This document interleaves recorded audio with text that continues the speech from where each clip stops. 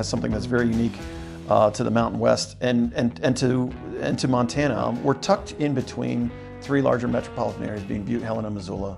Southwest Montana, of course, is very popular for its water, its topography, but we happen to sit in this little corridor here where we're proximate enough that you can get to good heart doctors. You can buy a case of Cheerios.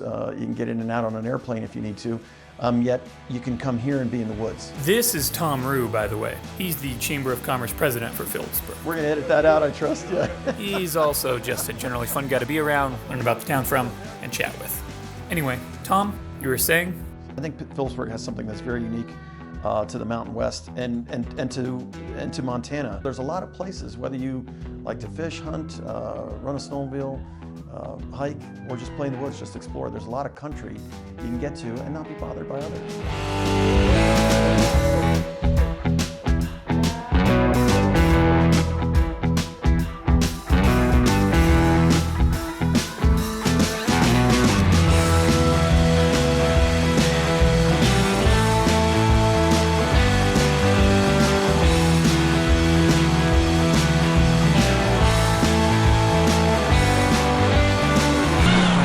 See me or what's going on, but we're stuck.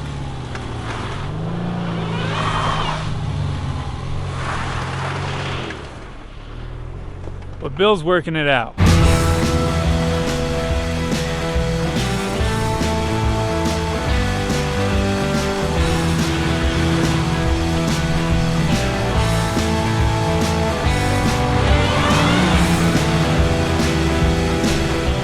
Did you happen to hear that knocking noise my car was making as Kyle did his little intro there?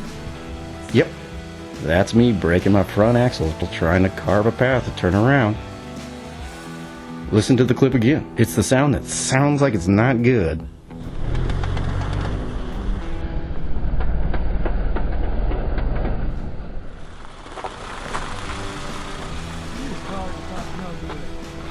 We went up a road that we shouldn't be probably going up, and we needed to turn around, and I had to make a place to turn around. What's that smell? That is car. That is car smell. All right, let's go get a beer, huh? I've revved the shit out of the engine.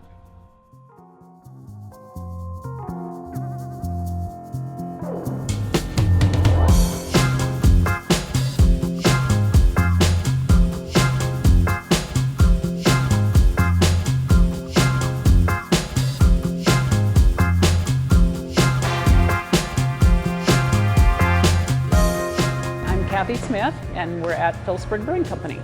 Our original brewery is up the road about a half mile, and that was 147 years ago. It was Philipsburg Brewing Company. It was by Kroger Brewing. We happen to have a brewery up there too now, but back in those days, that's where it was the same way. It was a community center, so I think history's repeating itself. Would you like to go see the other brewery? Yeah, I could take you up there. This is our brewer's dog. Oh, hi, Bruce. He's quite the hero. This is our production facility, so it's a little, it can be, yeah, the dog goes in and out. This is what this brewery looked like when Kroger's had it. This is what's still standing, this hop tower. This is what's standing too, is the old part of the house right there. That's what you just pointed out right there? Yeah. Okay. The rest of it burnt down mysteriously at Prohibition. And this is our bottling line in here. They come through here, then they go through the sanitizer washer, and then we fill 6 at a time. This is what caps, and we have to have a special capper to put those screw top caps on there. It's pretty intense, isn't it? It's a radiation chamber. I know. This is part of the original brewery. And come on in, we're trying to restore it, bring it back. Isn't this cool? We call it. This is the oldest part? This was here when the brewery was here, and we're trying to restore it. We call it the hop tower, but this is probably where he malted his barley. There was a screen up here, and he would lay all the barley on it. State laws, we can only serve 48 ounces per day per person. We're a town of 800 people, so it didn't pencil out, but people come and visit us from all over.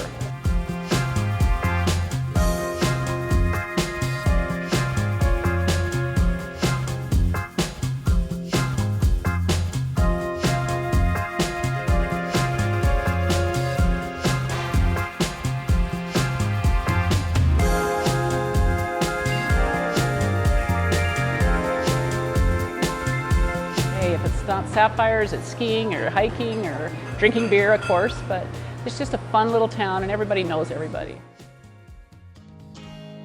I'm Josh McCown. I manage Flint Creek Outdoors here in Philipsburg.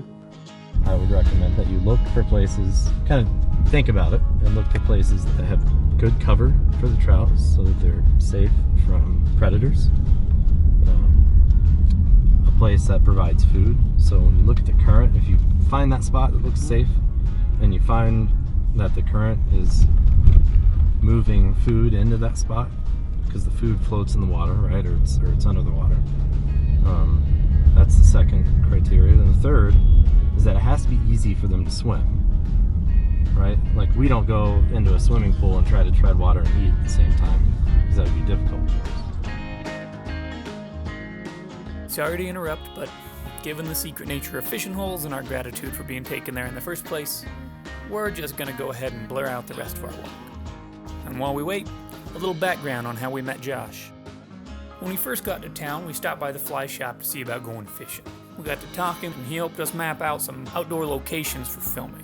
Then, when Bill's car broke, we were actually en route to a location Josh had suggested to us, and while it was definitely not his fault, we probably should have turned around way sooner, he felt bad for recommending it, and so he took us fishing. Okay, so we're gonna get you casting, okay? You all good? Yep, we're gonna take a few steps up here, just real nice and easy. You're doing great. You might have even had one on.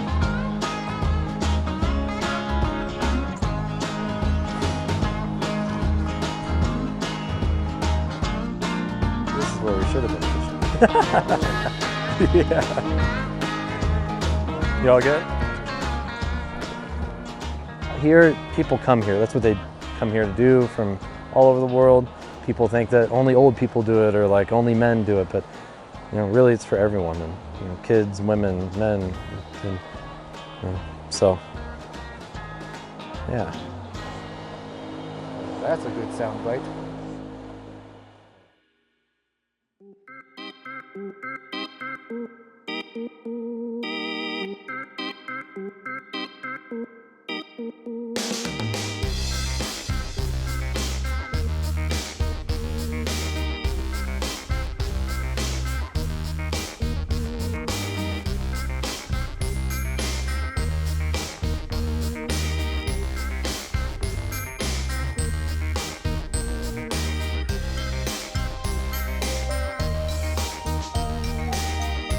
I'm Lynn Unger, and I am the owner of Kaiser House Lodging and Snooki's Mercantile. 10.5 years ago, we bought the building. The upstairs had never been renovated, but it was originally a boarding house for miners. Down here was a restaurant in its inception in 1878. It's been a doctor's office, it's been a saddle shop, it's been a dentist office, it's been many, many things. The downstairs was a gentleman's room back in the day where the men played pool and cards. And the upstairs, we started renovation about 6 months after we bought the building, and we reopened the Kaiser House as lodging with 4 rooms. Since the building was built in 1878, we decided to go back to some of those design elements, and because the Kaisers were Swiss German, we went back to the fleur-de-lis pattern, which was a European influence pattern, and that is sprinkled through the entire renovation in some place in every room.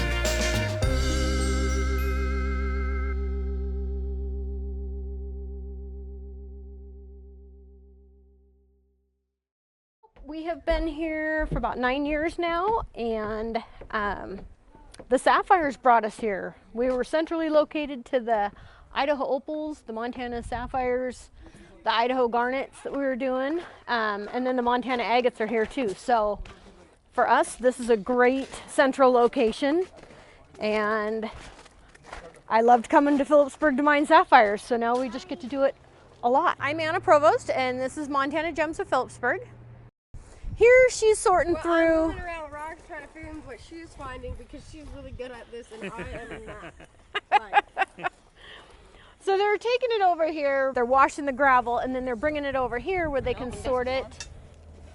Like here, you can see that she's found a bunch of sapphires already. And then they're gonna dump all their stuff in there in this bucket so we can double check it for them when they're done. You're gonna definitely have to double check mine. We will. I could not sit there and watch people strike gold on that Oh, property. but It you know would drive what? me nuts.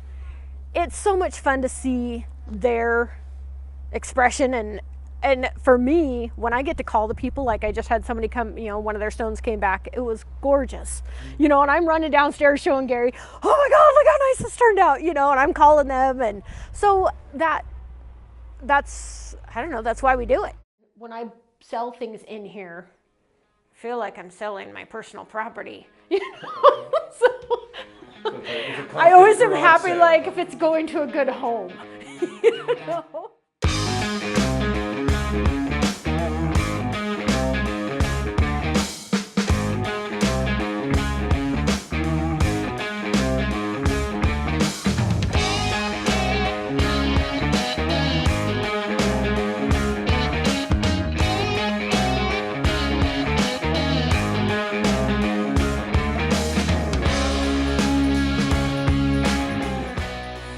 It is kind of funny. We'll have things up here. It's like, oh, you sold that?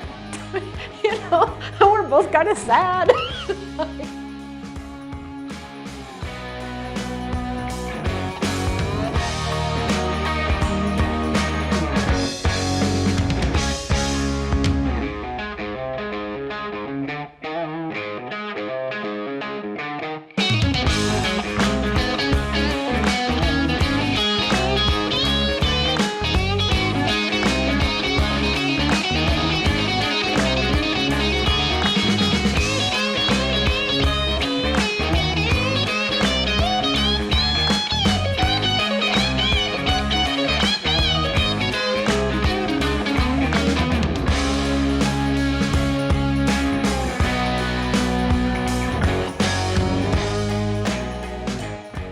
Hi, I'm Shirley Beck. I'm one of the two owners of the Sweet Palace in Philipsburg, Montana, and we welcome you sweetly.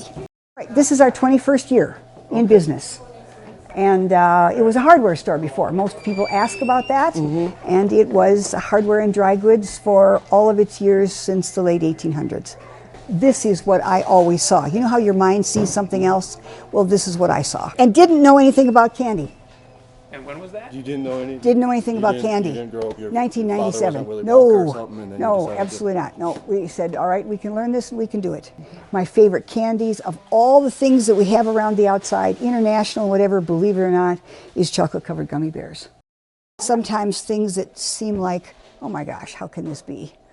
And okay, that's pretty good. Okay. We make toffees, marshmallows, brittles. As far as all the creams and caramels, we cook all of that and make it. Now the cooking kitchen is a couple of doors.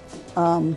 Yeah. I think I saw Yeah, it. yeah. Actually up, but a couple of doors up the street. But if you're going to make caramel, it takes 4 hours. And then this is what happens.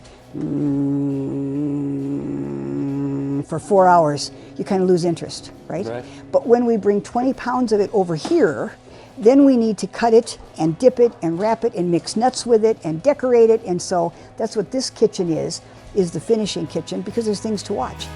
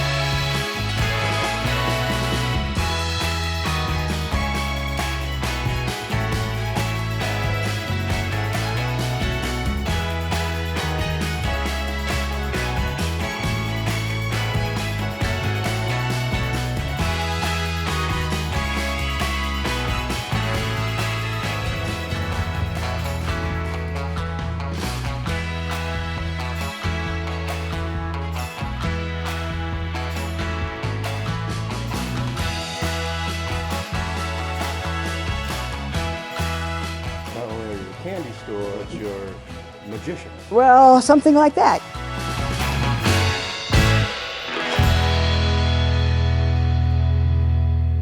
We got here to 2018 to this situation right now with some new ideas, with some new people, with some new bodies that weren't born here and raised here. And we've made it what it is today, and it's going to take some of that going forward. So there's going to continue to be some change. We've got to be conscious of our efforts going forward, yet respectful of where we've been. Now, this is normally the part where we do a voiceover to recap our experience, let you know we saw a moose when we were out fishing, and talk about what makes a place special. But while filming an interview with our new friend Tobin, he put it better than we ever could. So, Tobin, the floor is yours. I mean, it's just a totally different world to grow up in, and you just fall in love with it. And I fell in love with it. And, you know, I go back now and I just, you know, not that I have anything against it, but I can only spend so long there because this is what living is supposed to be about. You know, just enjoying your friends, small town, beautiful. I mean, if you haven't seen the area, it's gorgeous. You know, it's my church, if you want to call it that. So yeah, I love it here. Like I said, there's not really anything more we can add to that. We'll be seeing you, Philipsburg, real soon. I can promise you that.